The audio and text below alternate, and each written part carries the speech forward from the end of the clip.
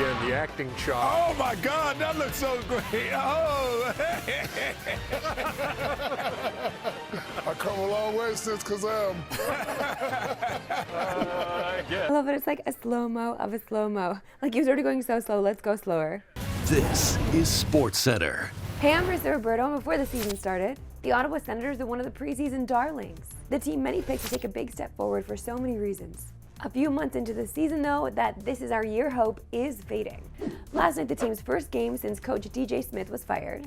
Ottawa blew a 3-0 lead to Arizona and lost 4-3 in regulation on a Travis Hamonic own goal.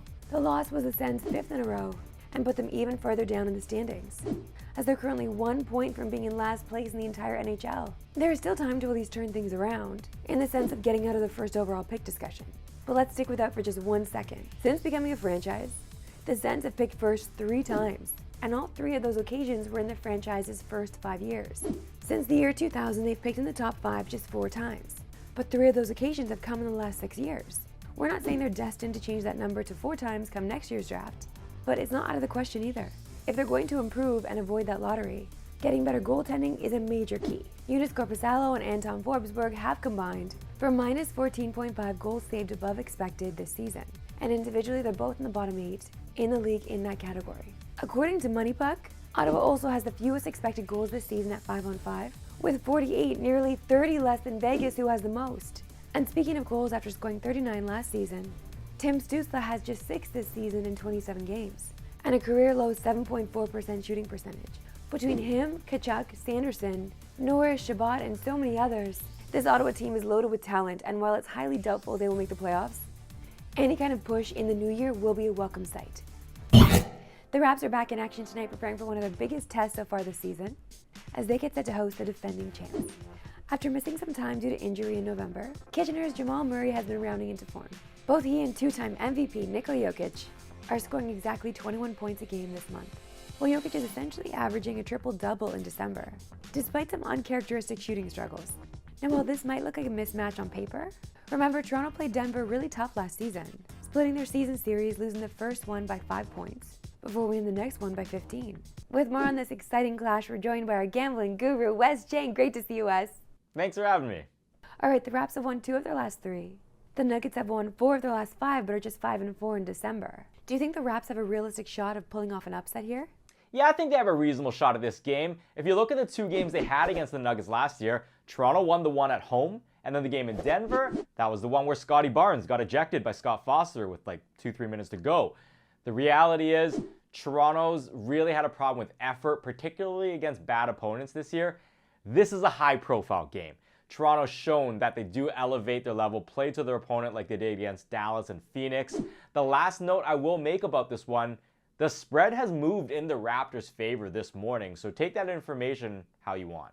Now, last week you came agonizingly close to hitting on Dennis Schroeder's assist over. He finished just 1 assist shy of the 8 he needed. But it's time to dust yourself off and try again. What's your best bet for tonight?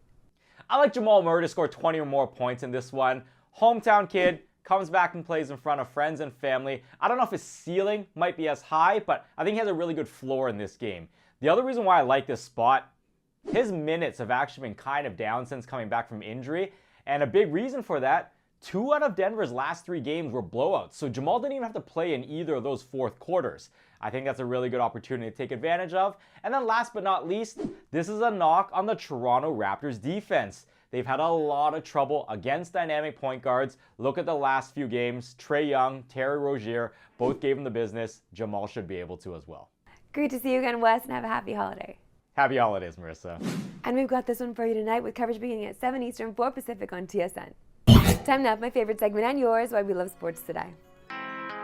Why we love sports today. Now, we're often blessed with being able to see dogs at MLB stadiums. A lot of them have bark at the park nights, and it's obviously incredible for everyone except for the cleanup crew. But have you ever seen a big fluffy guy sitting courtside at the NBA? Because that happened just the other night in LA, as Brody the service dog had the best seat in the house, rocked an Austin Reeves jersey, and was even named fan of the game. They need to let animals into all events all the time. I want dogs everywhere, always. That's Brody. That's the dog's name we showed you earlier. The service dog who's now a lap dog, largest lap dog in NBA history. I've never seen this in 30-plus years. You usually see the dogs that perform during timeouts, the little ones that go running up and down. That's the same dog? That's the same dog. Now, Mike Bream is right. We're only used to seeing the tiny dogs at half times. And don't worry, we got you covered in case you missed that too. Let's head to Indy, where a pupper named Sniffer was working toward a Guinness World Record, held by another dog named Geronimo, who has the same trainer. Oh, this is the double dutch. Oh my gosh. Jumping rope double dutch. Look at his tail, he's ready to go. Do you know how hard it is to do double dutch? I know I've said it before on the show, but I don't know how. I've never been able to do it. I'm always jealous of people who can do it. Now I'm jealous of a dog who can do it. Oh.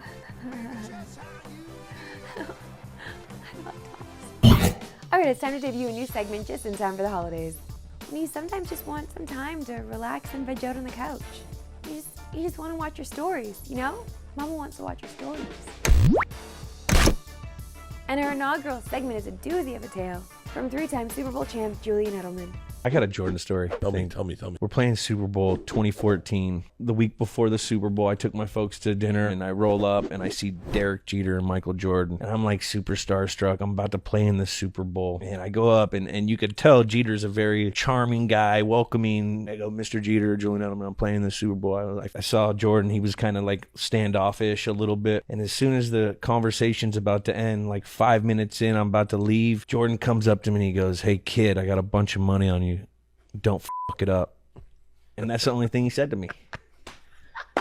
And I go, yes, sir, Mr. Jordan. I didn't know what to say, but yeah, it was crazy. Yeah, not that we needed any more confirmation about the things that Michael Jordan was into, but that's a lot of pressure. Like, he's already under enough pressure. Can you imagine Michael Jordan telling you not to F it up? Come on. I hate that. I hate that. Actually, I really hate that. Don't tell people not to F it up, okay? That's when they F it up. And remember, Week 16 in the NFL kicks off tomorrow night as the Saints visit the Rams on Thursday Night Football. Both teams are entering with identical 7-7 records, battling for a playoff spot. Kickoff is scheduled at 8:15 Eastern, 5:15 Pacific on TSN and CTV2. That's all for today. It was very big and Eastern, no Pacific. Maybe with more of a voice, I don't know. We'll find out. See you then.